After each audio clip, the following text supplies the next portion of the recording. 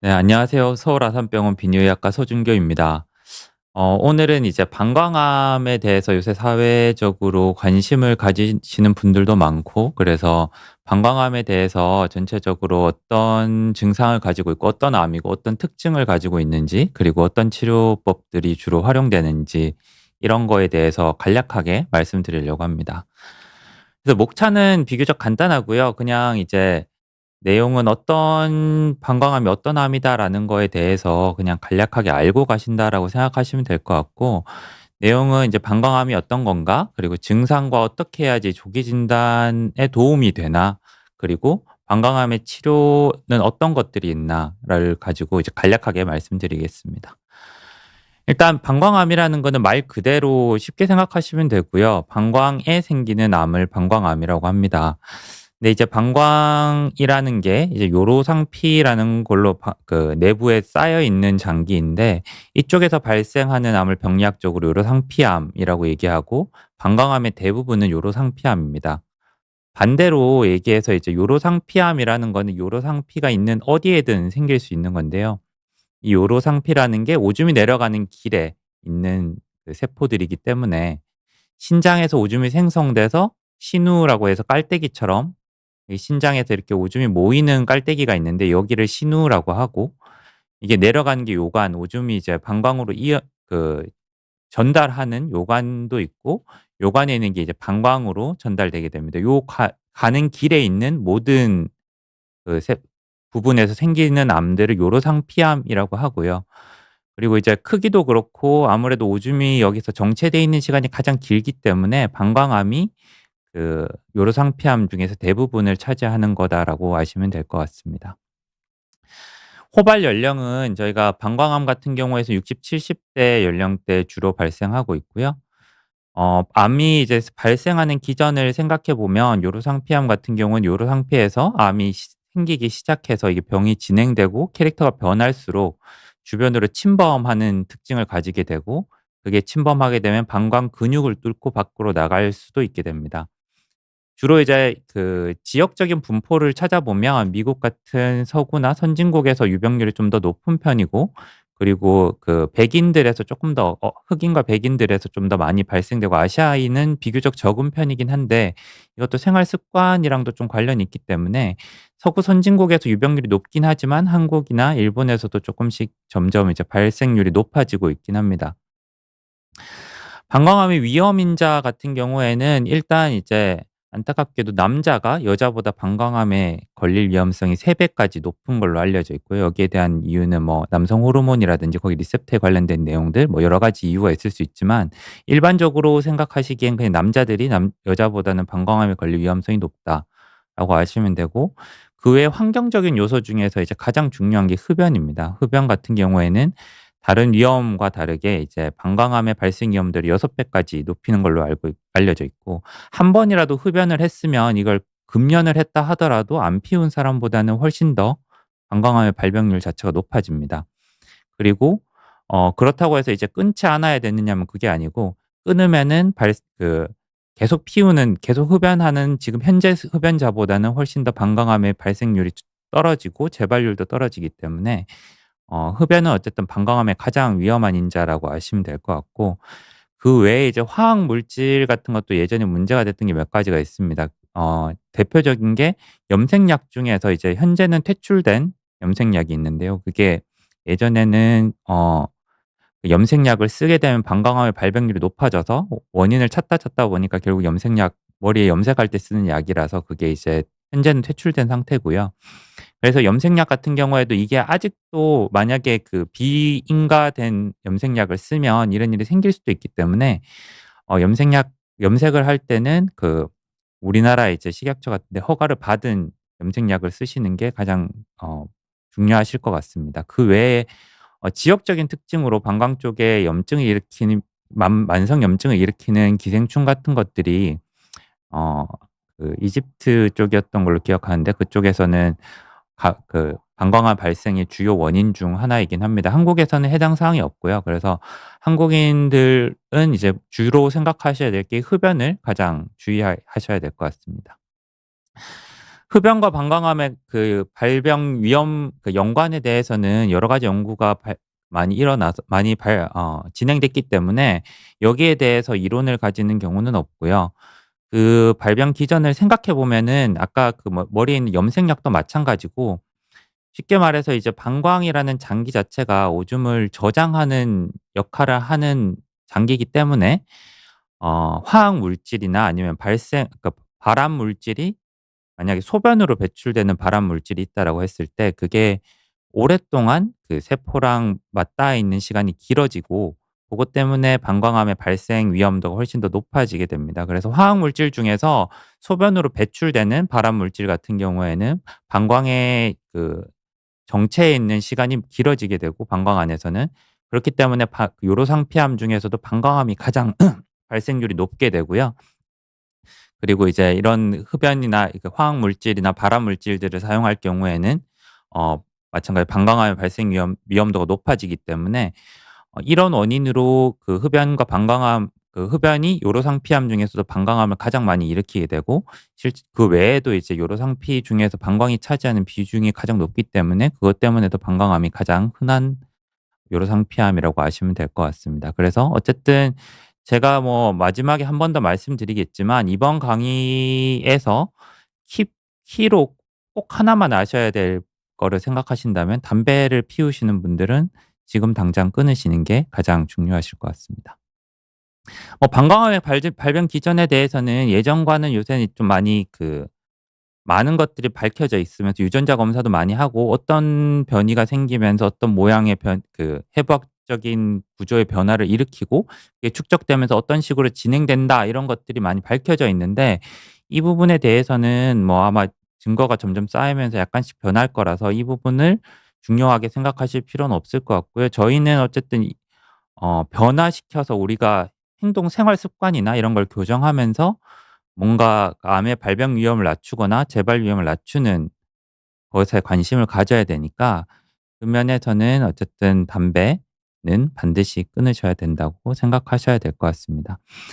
그러면은 뭐 이제 담배를 피든 안 피든 방광암이라는 거 일단 생길 수는 있습니다. 생겼을 때 어떤 상황에서 방광암을 의심할 수 있고 그리고 어떤 식으로 진단하느냐를 아시면은 쪼끔 도움이 될 텐데 일단 기본적으로 방광암의 가장 큰 증상은 유관적 혈뇨입니다. 유관적 혈뇨 중에서도 통증이 없는 유관적 혈뇨가 방광암의 90%에서 방광암 환자의 90%에서 발생을 하는 걸로 알려져 있습니다. 근데 반대로 생각해서 '혈뇨가 있다.'라고 해서 방광암이냐라고 하면 그건 아니고요. 여자 같은 경우에는 방광염이 심할 때 남자 같은 경우에는 전립선 비대 때문에 일반적으로는 유관적 혈뇨가 생기는 경우가 많고요. 근데 통증이 없다라고 했을 때는 얘기가 다릅니다. 방광염이라든지 아니면 전립선 비대라든지 이런 게 심해서 생길 때는 통증을 동반되거나 염증을 동반되는 경우가 많기 때문에 통증이 없는 유관적 혈뇨일 때는 적어도 60세 이상의 남자라면 아니면 여자분들도 마찬가지로 아까 호발 연령 60대 70대라고 얘기 드렸으니까 이런 걱정될 만한 증상이 있으면 적어도 한 번은 체크해 보시는 게 좋으실 것 같습니다. 혈뇨랑 관련 있으니까 그럼 미세혈뇨 그러니까 눈에는 안 보이는데 건강검진에서 체크가 되는 혈뇨가 있는데요. 이런 게 있을 때 방광암을 의심해야 되느냐라면은 이건 또 반대의 얘기입니다. 미세혈뇨 당연히 이제 유관적인 혈뇨가 있으면 방광암 환자는 유관적 혈뇨가 있으니까 유관적 혈뇨가 있는 사람은 소변 검사에서 암세포 아니 피가 혈뇨 적혈구가 발견이 되겠죠. 근데 반대로 얘기해서 미세혈뇨 같은 경우에는 암이랑 연관성이 5% 미만입니다. 옆에 있는 표를 보면은 미세연료가 있을 때 한 60에서 60% 정도까지는 원인을 모르는 경우가 많고요. 그리고 요로 감염이랑 관련돼 있는 게 높게는 20% 정도 생각하고 있고 전립선 비대 같은 경우에 10% 정도로 생각하고 있습니다. 요로 결석이랑도 관련돼 있는 경우가 많고요. 실제로 방광암이랑 관련돼 있는 거는 이런 게 생겼을 때 2에서 5% 정도로 생각합니다. 그래서 '미세혈뇨가 있다.'라고 해서 '방광암이다.'라고 생각할 필요는 없고요. 그래도 본인이 흡연자다라고 했을 때는 이전에 방광암에 대한 검사를 한 번도 한 적이 없다라고 했을 때는 한 번쯤은 확인해 볼 필요는 있을 것 같습니다. 이렇게 말씀드린 이유가 일단 건강검진에서 저희가 이제 국가암검진에 들어가 있는 거에는 방광암에 대한 검사는 없고요. 그리고 방광암이 진단됐을 때 CT나 영상에서 발견되는 경우에는 보통 진행됐거나 암이 커져야지 발견되는 경우가 대부분입니다. 저희가 조기에 발견하기 위해서는 방광 내시경 같은 걸 봐야 되는데요. 방광 내시경을 보는 거는 이제 방광암을 의심할 때밖에 할 수가 없는 검사이기 때문에 아까 말했듯이 위험 인자를 가지고 있는 분들, 흡연자들은 연세가 있으시거나 할 때는, 특히나 통증이 없는 유관적 혈뇨가 나왔다라고 했을 때는 반드시 검사해 보시는 게 조기 진단에 도움이 될 것 같습니다. 방광암을 진단하기 위한 검사를 어떤 걸 할 수 있냐라고 했을 때 여러 가지 검사를 사용하긴 하는데요. 방광 내시경이 일단 진단의 가장 핵심적인 거라고 생각하시면 될 것 같습니다. 방광 안에 우리가 오줌이 나오는 구멍이 있으니까 그 구멍을 통해 가지고 내시경으로 들어가서 육안적으로 암의 위치를 확인하는 검사가 방광 내시경이고요.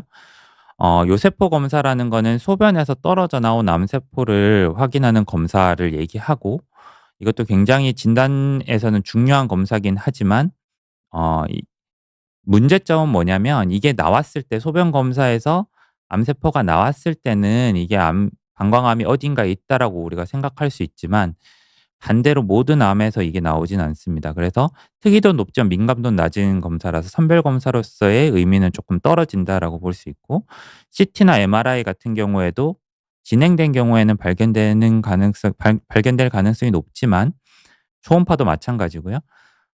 초기에 진단하는 데는 도움이 되진 않습니다. 그래서 선별 검사로서 현재로서 많이 확실하게 사용할 수 있는 방법은 없고요. 그래서 건강검진에서는 방광암에 대해서 별도로 검사하고 있진 않기 때문에 본인이 의심해서 증상이 있을 때 검사를 하는 게 가장 중요할 것 같습니다. 방광암의 병기에 대해서는 모든 암들이 다 그렇듯이 초기라고 우리가 얘기하는 1 기보다 조금 더 빠른 암들, 그리고 2 기, 3 기, 4기 이런 식으로 얘기를 하게 되는데, 방광암에 대해서는 핵심적으로 아셔야 될 거는 근육 침범 여부가 치료 방침이랑 예후랑 환자분의 이제 삶의 질에서도 많이 차이가 나기 때문에 근육 침범을 했냐 안 했냐가 암의 치료에서 가장 중요한 핵심 요소라고 생각하시면 될 것 같습니다. 근육 침범이 있는 걸 저희가 이기라고 하고요. 방광암으로 진단되는 환자분, 그러니까 방광에서 생기는 암들 중에서 90% 정도가 아까 말한 요로상피암이라고 보면 되고, 이 요로상피암이 처음 진단됐을 때 근육 침범암으로 발견되는 거는 20% 미만입니다. 대부분은 80% 정도는 비근육 침륜성 방광암으로 발견이 되고요.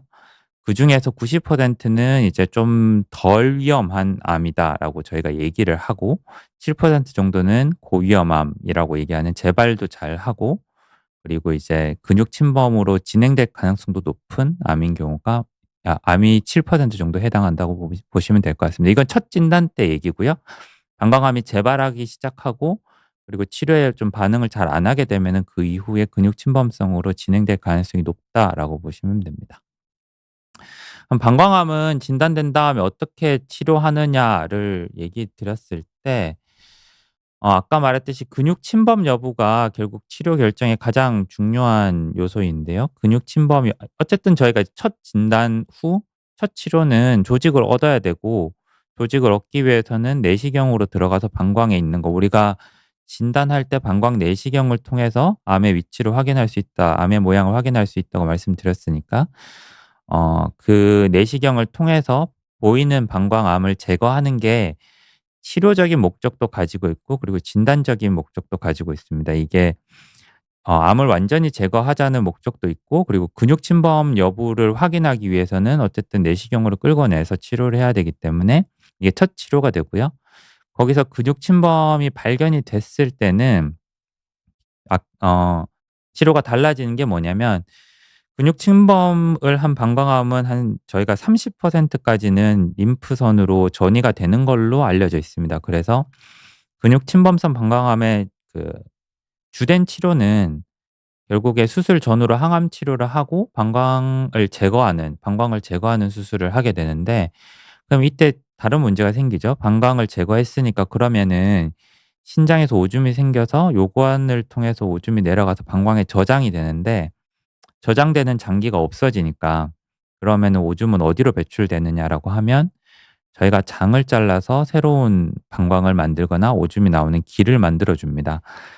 이게 이제 삶의 질이 달라진다고 얘기한 건 뭐냐면 저희가 그 방광 근육 침륜성 방광암이라고 했을 때 지금 현재는 표준적으로 하는 게 방광을 제거하기 전에 항암 치료를 하고 그다음 방광이랑 림프선을 다 수술적으로 제거를 하고요. 그다음에 이제 인조 방광을 만들든지 아니면 요루라는 거를 오줌이 나오는 길을 만들게 되는데 안타깝게도 이제 방광이라는 거의 기능을 생각해 보면 저희가 오줌이 마려운 걸 느끼고 그다음에 자율적으로 '내가 오줌 마렵다.'라고 해서 오줌을 보려고 하면은 수의적으로 근육이 수축하면서 오줌이 나오게 됩니다. 근데 인조 방광이라고 하는 거는 저희가 신경을 그러니까 오줌이 마려운 걸 느끼려면 결국 신경이 있어야 되는데 그 신경이 연결돼 있는 장기를 쓸 수가 없기 때문에 그리고 방광을 대체할 수 있는 장기라는 게 몸 안에 하나가 더 있는 게 아니라서 그러면은 결국 오줌을 저장해 놓는 주머니를 만들게 되고요. 그게 예전에는 대장을 쓰기도 했고 소장을 쓰기도 하는데 최근에는 어쨌든 소장을 쓰는 게 가장 어 이상적이진 않지만 그래도 덜 위험하다라고 해서 소장을 주로 사용하고 있습니다. 그래서 소장을 통해서 인조 방광을 만들거나 요루를 만들게 되는데 말이 좋아서 인조 방광이지 방광으로서의 기능을 하는 거는 오줌 마려워서 이제 오줌 마려움을 느끼고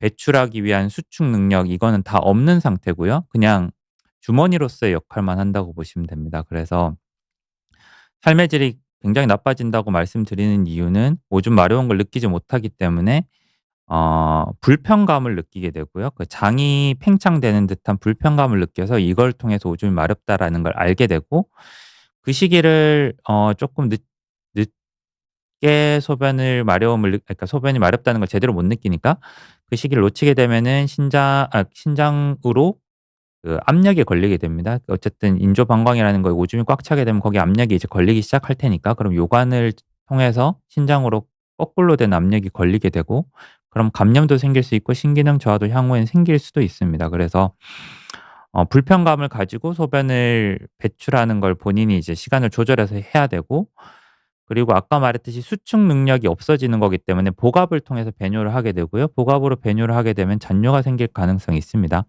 잔뇨가 남으면 마찬가지로 감염원이 될 수 있고 감염원이 되면은 이게 신장으로 염증을 일으킬 수도 있고요.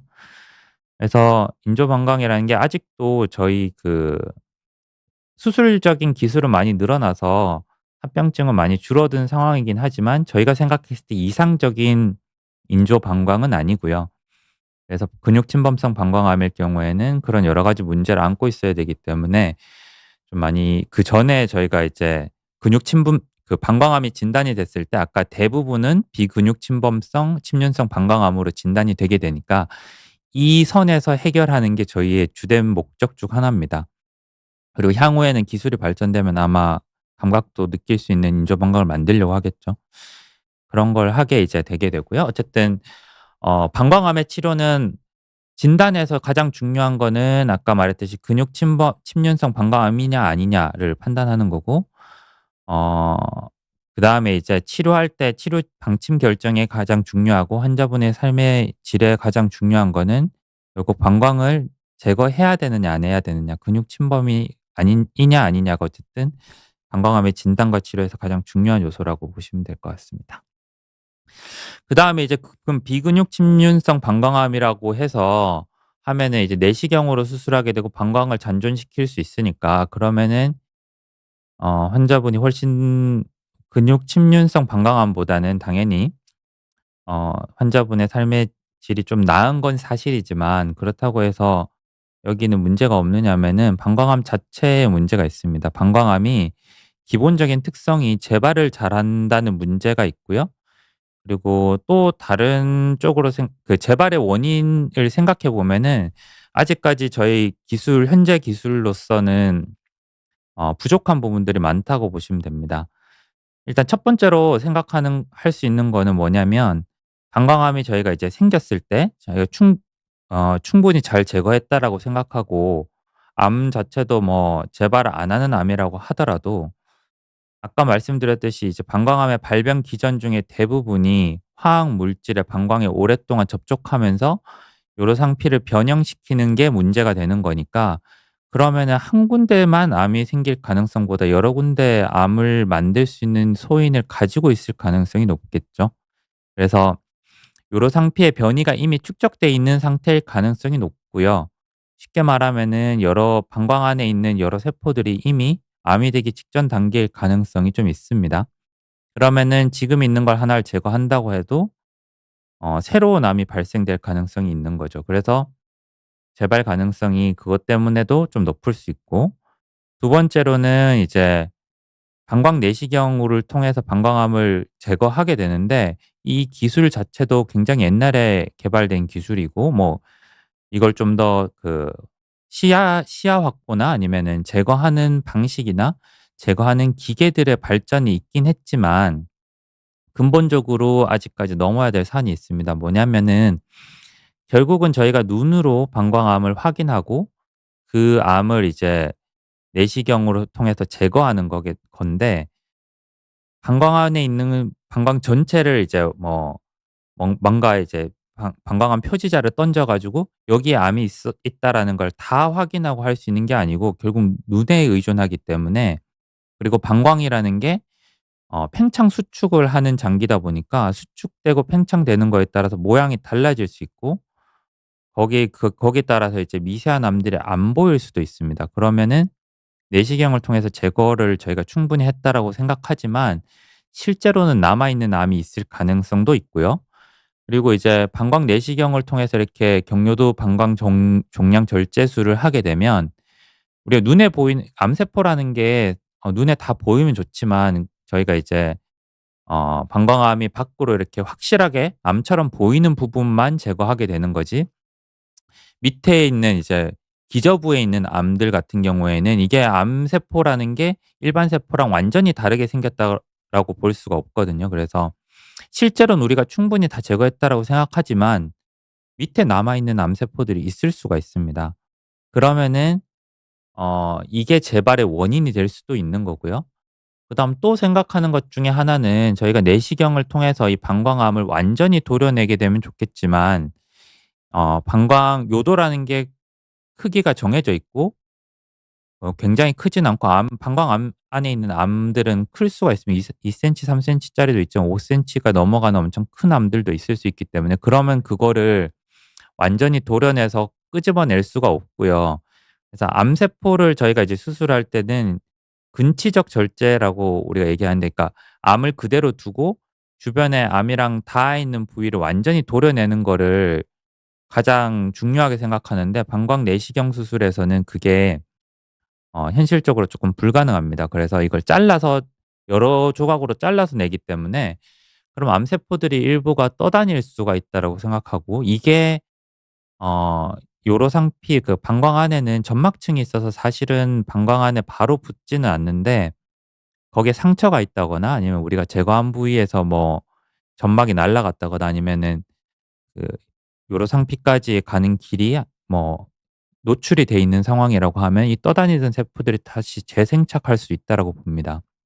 그래서 이 암세포들이 떠다니다가 재생착하는 것도 원인이 될 수가 있고, 이런 여러 가지 이유로 방광암은 재발이 좀 많은 암입니다. 그래서 비근육 침륜성 방광암이라고 하더라도 이게 반복적으로 수술을 하게 되는 경우가 많고요.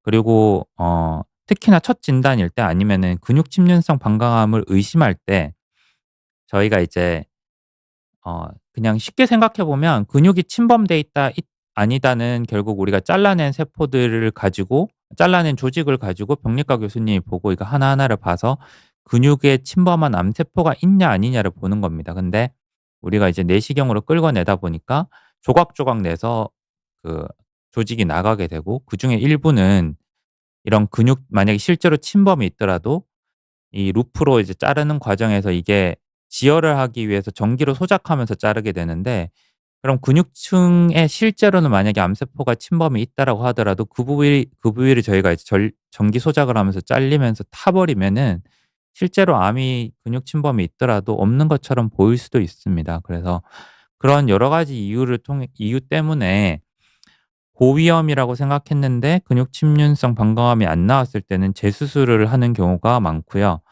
실제로는 재수술했을 때 근육 침륜성 방광암이 아니더라도 암세포가 남아 있을 가능성을 높게는 30% 까지 예전에 얘기를 했었습니다. 현재는 조금 더 낮아지긴 했지만.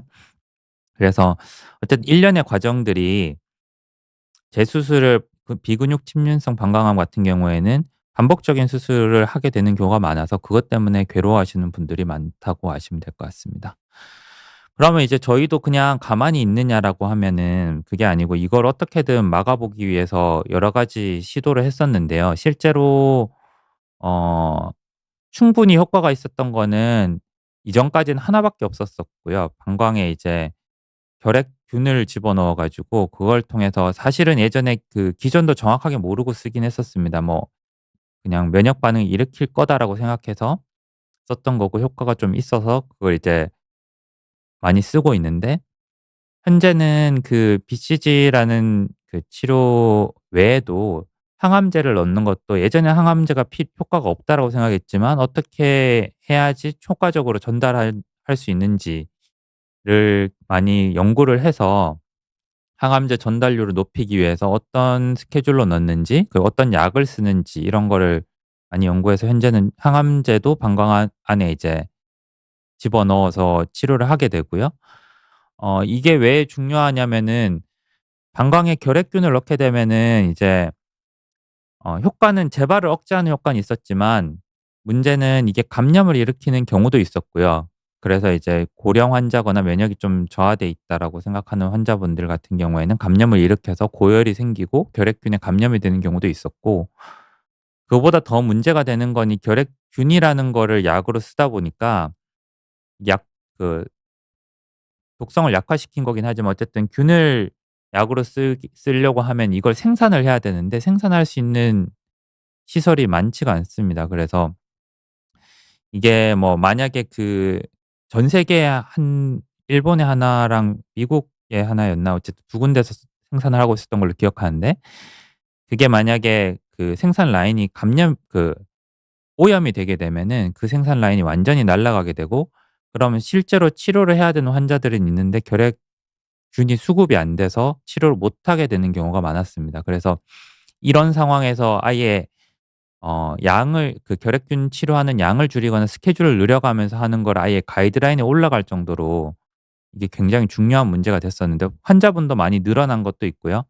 그리고 생산 라인을 확장하기 어려운 부분도 있었고 그래서 이걸 극복하기 위해서 항암제를 최적화하는 방법들을 사람들이 많이 생각을 개발을 했고 연구를 많이 해서 현재는 아마 우리나라에도 나중에 들어올 걸로 보이긴 하는데 그 항암제를 이제 그냥 직접 주입하는 방법 BCG랑 비슷하게 주입하는 방법도 있고 그거 말고 이거를 좀 더 어떤 약 기구에다가 붙여 가지고 천천히 그 배출하게 하는 서방형이라고 하죠. 그런 식으로 해서 몇 개월 동안 지속적으로 항암제를 그 방광 안에 도포를 시켜 가지고 재발을 억제하는 방식도 쓰고 있고 그리고 이제 바이러스를 통해서 함께 그 방광암 면역 반응을 일으켜 가지고 그것 때문에 방광암을 해결하는 재발 억제하는 치료 전략도 생겼고 어 그리고 이제 항암제를 면역 항암제를 그 혈관으로 주입해 가지고 재발을 억제하는 전략들도 많이 개발되어 있습니다. 그래서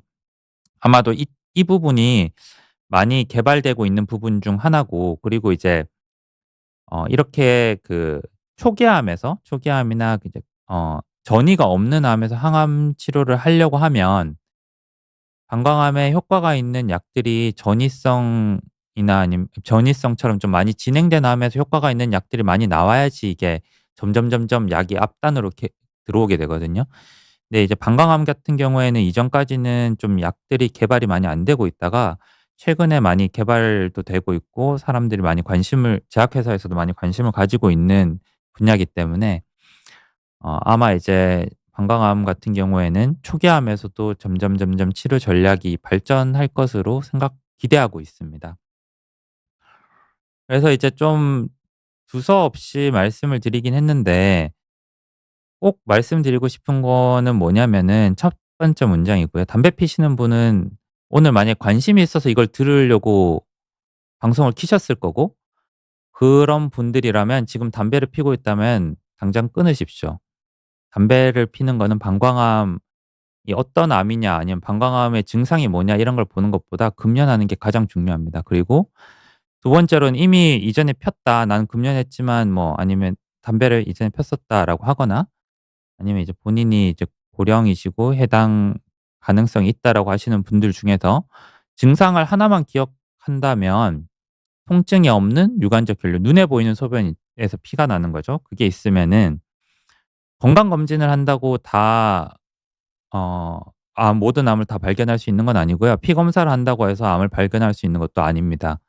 그래서 결국에는 방광 내시경을 볼 수 있는 의심을 할 수 있는 게 필요한데 통증이 있는 유관적 혈류가 있을 때는 반드시 본인이 특히나 고위험군이라면은 반드시 의심을 하고 비뇨기과 근처에 비뇨기과에 가서 진료를 한번 보시는 게 중요할 것 같고요.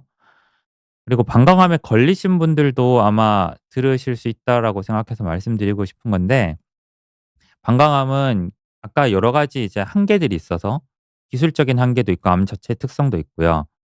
그래서 재발이 많은 암입니다. 그래서 제가 이제 예전에 한 10년 전에 뵀던 제가 전공의 때 뵀던 환자분들 같은 경우에는 30회 이상 수술하신 분도 있으시고요.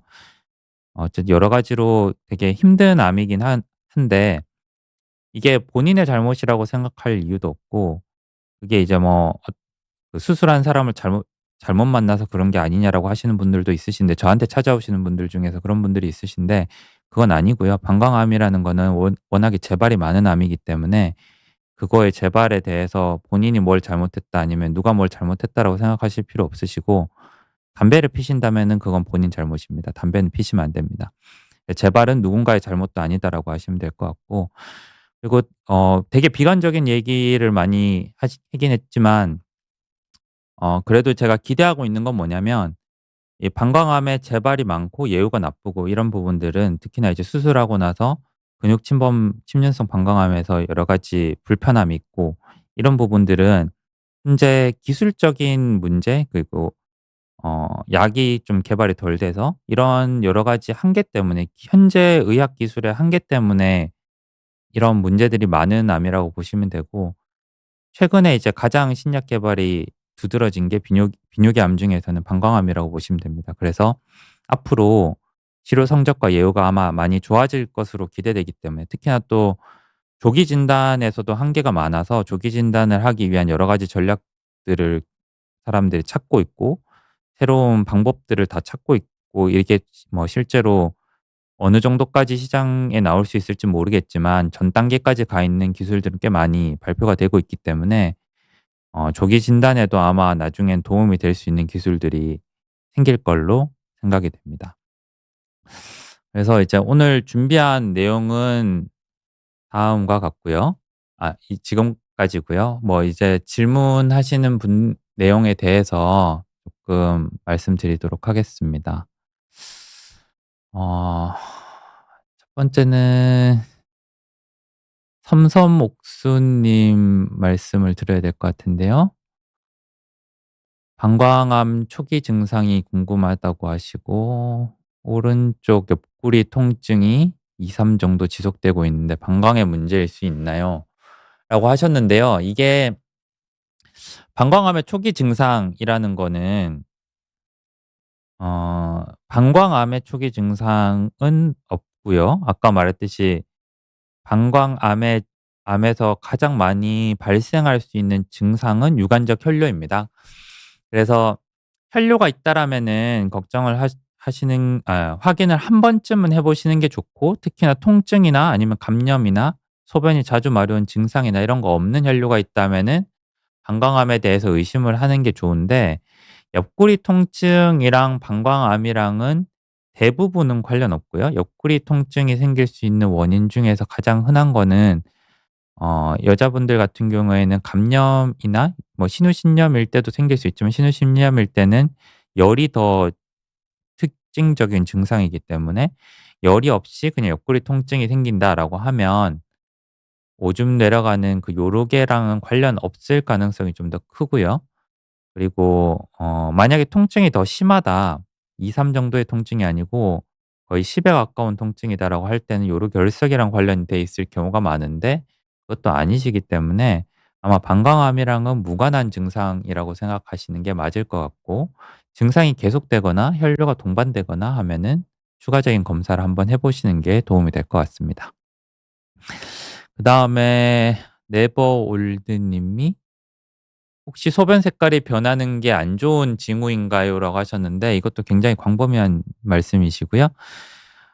색이 변한다는 게 기본적으로 소변색은 변합니다. 저희가 이제 얼마나 탈수가 돼 있냐, 소변은 몸에, 그러니까 결국 물은 우리 살아가는 데 가장 중요한 요소 중에 하나이기 때문에 몸에 물이 부족하면은 몸에서 이제 물 배출을 줄이게 되고요. 소변에는 쉽게 말하면 노폐물들이 배출되어야 되기 때문에 물 배출이 많으면, 그러니까는 몸에 충분한 수분 섭취가 있어서 몸에서 필요한 물은 충분히 쓰고 그다음에 이제 나머지는 필요 없는 물이니까 배출해야 된다라고 하는 상황이면 그 노폐물들 농도가 낮을 테니까는 색이 그냥 먹은 물처럼 하얀 투명한 색에 가까울 거고, 물을 많이 못 드셨거나 하면은 좀 더 짙은 노란색이나 갈색에 가까운 노란색 정도까지는 변할 수 있습니다. 그래서 색깔이 변하는 거는 자연적인 현상이고요.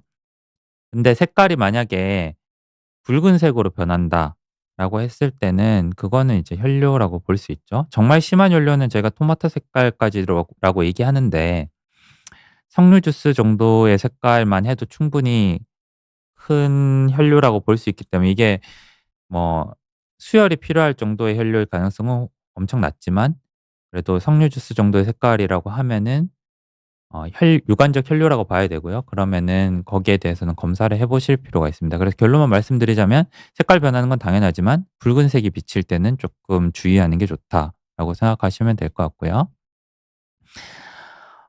올루올루 님이 방광염이 어 이게 쉽게 말해서 재발성 방광염이고요. 만성에 해당하는 건데, 방광염이랑 방광염이 재발성으로 생긴다는 게 방광암이랑은 관련이 없다고 보시는 게 맞습니다. 아까 말한 이제 만성염증 같은 경우에는 기생충처럼 되게 특이한 상황에서는 이게 방광 안에서 계속적으로 요로 상피에 자극을 주게 되고 그 자극 때문에 암이 발생할 수 있다라고 얘기를 하고 있는데, 그것도 이제 특정한 기생충에서만 발생하는 증상이기 때문에 염증 자체는 방광암이랑 직접적인 연관관계는 없다라고 현재는 보고 있고요. 방광염도 굉장히 힘든 질환입니다. 방광염이 특히나 여자분들은 요로가 짧기 때문에, 요도가 이제 짧아서 방광이랑 거리가 짧고, 그리고 요도가 항문이랑 가깝죠. 남자 같은 경우에는 이제 요도가 중간에 고환이 있으니까는 그것 때문에 물리적으로 항문이랑의 거리가 좀 멀어져 있는데, 여자분들은 요도가 항문이랑 이제 물리적인 거리가 굉장히 가깝기 때문에 항문에 있던 대장균들이 요로로 감염되는 경우가 많고요. 그것 때문에 해부학적으로 어쩔 수 없이 여자분들은 방광염이 좀 자주 생기는 편입니다. 그래서 방광염이 재발되는 경우는 꽤나 흔하고요. 방광염이 재발됐을 때는 이것도 항생제로 치료할 수밖에 없는데, 항생제만 또 계속 쓰게 된다고 해서 해결이 되진 않기 때문에 마찬가지로 저희가 난치성이라고 생각하는 질환 중 하나고요. 여기에 대해서도 뭐 여러 가지 얘기들을 하고 있는데, 저희가 이제 가이드라인이란 건 굉장히 높은 수준의 과학적 근거가 있을 때만 보통은 집어넣는 게 의사들이 보는 게 가이드라인이라는 거고, 거기에서 이제 과학적 근거가 높지 않은데 가이드라인에서 이걸 추천하는 경우는 흔하진 않습니다. 치료법이 없거나 이럴 때는 그런 식으로 추천하게 되는데, 미국 가이드라인에서 재발성 방광염에서 크랜베리 주스를 먹으라고까지 얘기를 하거든요. 그 말은 무슨 얘기냐면 방광염은 재발을 잘하기 때문에 이게 일반적인 항생제 치료로는 해결 안 되고 반복적인 경우가 많아서 그런 보조적인 요법까지도 그냥 권유를 하는 상황이라고 보시면 됩니다. 그래서 일단 결론만 말씀드리자면 방광염은 방광암이랑은 관련 없고요. 방광염은 당연히 재발을 좀 많이 하는 편이기 때문에 증상에 맞게 치료를 하고 뭐 일단은 물 많이 드시면은 그래도 재발을 억제하는 데 도움은 됩니다. 크랜베리도 마찬가지 의미로 보시면 될 것 같고요. 어 임 JM 님이 "신장 일부를 절제했는데 현미경적으로 미세연료가 나오는 게 5 년째라고 하시면 일단 남자분인지 여자분인지가 중요할 것 같고요. 여자분은 빈뇨는 좀 많이 발생합니다. 과민성 방광이 남자도 여자도 다 생길 수 있는데 빈뇨가 이제 여자분들한테서 과민성 방광은 쪼끔 더 흔하게 증상이 발생하는 편이고 미세연료는 완전히 다른 얘기인데요. 신장 일부를 절제한 거랑 미세연료랑 직접적인 연관관계가 있다라고 볼 수는 없고요. 신장 절제술을 하고 나서 생기는 문제들, 혈류와 관련된 문제들은 수술한 지 몇 개월 아니면은 대부분은 해결되는 게 정상이기 때문에 이게 신장 부분 절제 때문에 생기는 거라고 생각하기는 어렵고 그런 방광 쪽 문제인지 신장 쪽 문제인지는 한번 병원에서 영상 검사를 해 보시는 게 좋을 것 같은데 신장 일부를 절제했다면은 신장암일 가능성이 높고 그러면 CT 같은 걸 찍을 가능성이 높기 때문에 거기서 특별한 문제가 보이지 않는다면 큰 문제는 아닐 가능성이 큽니다. 그래서 거기에 대해서는 그 담당 의사 선생님이랑 한번 상의해 보시는 게 좋을 것 같고요. 담배의 어떤 점 때문에 방광에 안 좋은지를 다시 말씀드리자면 담배는 발암 물질입니다. 발암 물질이고 이게 방광암의 발병의 가장 중요한 요소가 발암 물질들이 그 요로상피에 접촉되는 시간이 길어지면 길어질수록 방광암의 발생 위험도가 높아지고 발가 아 요로상피의 정상적인 요로상피의 변형이 생긴다라고 생각하시면 되고요. 그래서 담배를 피시면 여러 가지 그 암들이 생길 수 있다라고 저희가 얘기하잖아요. 그 부분들이 다 그 발암 물질이라고 생각하는 그 개들이 지나가는 길 그리고 개들이 몸 안에서 배출되는 데까지 지나가는 길들에 있는 모든 세포들이 다 손상을 받는 거고요. 그래서 방광에 안 좋다기보다는 담배는 모든 건강에 안 좋고 그중에서도 방광암의 원인으로서는 가장 중요한 요소고 방광암 발생률만 높이는 게 아니고 방광암이 생겼을 때 재발률도 높이고요. 그리고 담배를 끊었다라고 하더라도 안 핀 사람보다는 방광암의 발생 위험도랑 재발 위험도 높아집니다. 그래서 현재 담배를 피는 상황이라면은 안 피는 사람의 6배 정도는 방광암이 발생 위험도랑 생겼을 때 재발 위험성이 높아진다고 봐야 되니까 그것 때문에 방광암의 고위험 요소라고 보시면 될 것 같습니다. 그 외에는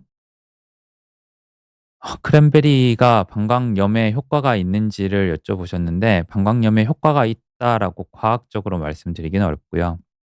근데 워낙 그 재발성 방광염에 치료할 수 있는 그 약이라는 게 결국 항생제 치료인데 항생제 치료라는 게 항생제를 계속 쓰게 되면은 이걸로 인해서 이제 항생제 내성균들이 생기게 되고 그 항생제 내성균들이 방광 안에 만약에 계속 환자분 몸에 있게 되면은 얘가 또 재발성 방광염이 됐을 때 그거를 뭐 환자분의 이제 감염을 일으키는 병원균으로 작용될 가능성이 큽니다. 그래서 그 방광염 같은 경우에는 재발성 방광염이면 의사로서의 가장 원하는 치료 방법은 항생제 횟수를 최대한 줄이면서 쓰는 거를 최대한 줄이면서 방광염의 증상을 최대한 억제하는 게 목표가 되고요.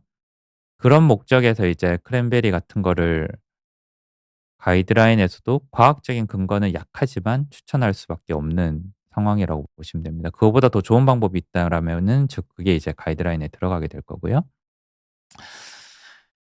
그래서 이제 뭐 전체적으로 그러니까 뭐 좀 그 사회적인 이슈가 좀 있어서 좋은 일은 아니지만 그것 때문에 강의를 요청받아서 그런 주제로 방광암에 대해서 이제 말씀을 드리려고 준비를 했고 제가 이제 좀 최근에 비온 뒤에 자주 나오고 있는데 여기서 이제 항상 제가 강의를 준비할 때는 메시지를 뭘 전달할까를 준비해서 말씀을 드리려고 합니다. 그래서 그 과학 의사들이 얘기하는 게 굉장히 확실하게 얘기하기가 어렵거든요. 이게 이렇게 말하기도 하고 저렇게 말하기도 하고 "이럴 확률도 있습니다. 저럴 확률도 있습니다." 이런 식으로 얘기하는데 그중에서도 제가 확실하게 전달할 수 있는 메시지가 뭘까를 항상 생각해서 말씀을 드리려고 하고 오늘의 메시지는 딱 하나 입니다. 아 두 개입니다, 두 개. 첫 번째는 담배를 피신다면은 금연을 하시는 게 오늘 강의의 가장 핵심 메시지고 두 번째로는 방광암에 대해서 의심을 하고 방광암이 걱정이 되신다면 유관적 혈뇨가 있을 때 눈에 보이는 혈뇨가 있을 때 특히나 통증이 없는데 소변에서 피가 나온다라고 했을 때는 비뇨기과로 빨리 가 보시는 걸 추천드립니다. 그래서 오늘 강의를 준비한 내용은 요렇게 마무리를 드릴 수 있을 것 같고 다음에도 한번 아마 다음 달이 될 것 같은데 다음 달에도 뭐 꼭 필요한 주제로 말씀을 드리도록 하겠습니다. 경청해 주셔서 감사합니다.